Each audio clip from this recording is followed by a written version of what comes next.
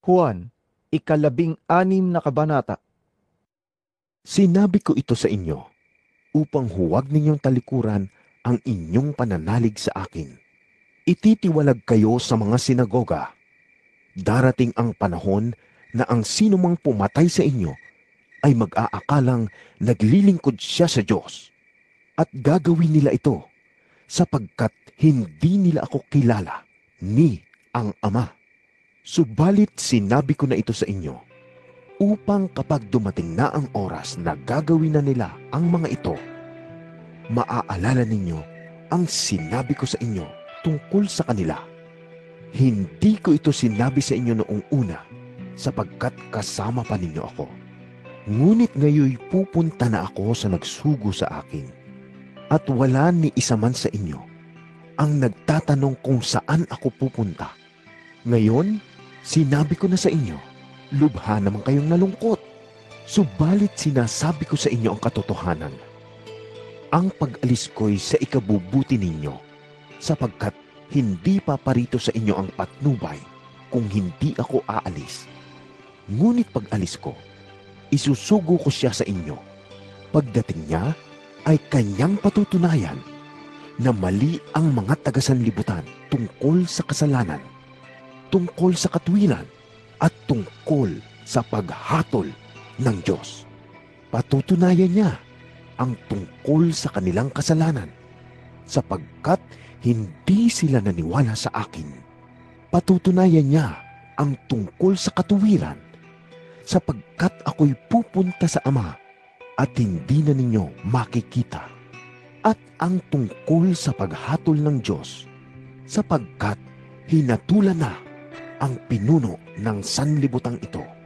Marami pa akong sasabihin sa inyo, subalit hindi pa ninyo kayang tanggapin sa ngayon.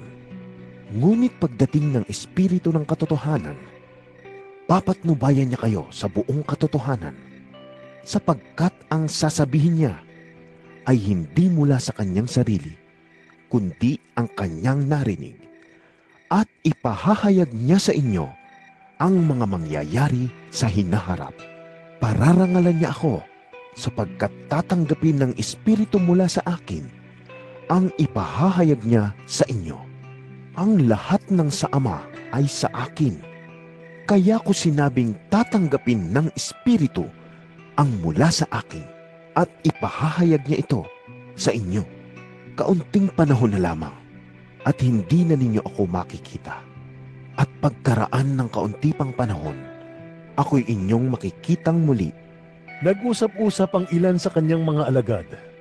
Ano kaya ang ibig niyang sabihin na kaunting panahon na lamang at hindi na natin siya makikita? At pagkaraan ng kaunti pang panahon ay makikita natin siyang muli. Sinabi pa niya, sapagkat ako'y pupunta sa Ama. Ano kaya ang kahulugan ng kaunting panahon na lamang? Hindi natin maunawaan ang kanyang sinasabi. Alam ni Jesus na ibig nilang magtanong, kaya't sinabi niya, Nagtatanungan kayo tungkol sa sinabi kong kaunting panahon na lamang at hindi na ninyo ako makikita. At pagkaraan ng kaunti pang panahon, ako'y makikita ninyong muli. Pakatandaan ninyo, iiyak kayo at tatangis, ngunit magagalak ang sanlibutan. Labis kayong malulungkot, subalit ang inyong kalungkutan ay mapapalitan ng kagalakan. Kapag manganganak na ang isang babae, siya'y nalulungkot sapagkat dumating na ang oras ng kanyang paghihirap. Ngunit pagkapanganak niya, nakakalimutan na niya ang kanyang paghihirap sapagkat nagagalak siya dahil sa pagsilang ng isang sanggol sa sanlibutan. Gayon din naman, nalulungkot kayo ngayon, ngunit muli ko kayong makikita at mag-uumapaw sa inyong puso ang kagalakang hindi maaagaw ninuman. Sa araw na iyon, hindi na ninyo kailangang humingi sa akin. Pakatandaan ninyo, anumang hingin ninyo sa Ama sa aking pangalan, ay ibibigay niya sa inyo. Hanggang ngayon, wala pa kayong hinihingi sa Kanya sa aking pangalan. Humingi kayo at kayo'y tatanggap upang malubos ang inyong kagalakan. Ang mga ito'y sinabi ko sa inyo ng patalinghaga Subalit darating ang panahong hindi na ako magsasalita sa inyo sa ganitong paraan. Tuwiran ko nang sasabihin sa inyo ang tungkol sa Ama. Sa araw na iyon ay hihingi kayo sa Kanya sa aking pangalan. At hindi ko sinasabing ako mismo ang hihiling sa Ama para sa inyo. Mahal kayo ng Ama sapagkat ako'y minahal ninyo at naniwala kayo na ako'y nagmula sa Diyos. Ako nga'y nanggaling sa Ama at naparito sa sanlibutan. Ngayon'y aalis na ako sa sanlibutan at babalik na sa Ama. Sinabi ng kanyang mga alagad, Ngayon po'y tuwiran na ang inyong pangungusap sa amin at hindi na patalinghaga.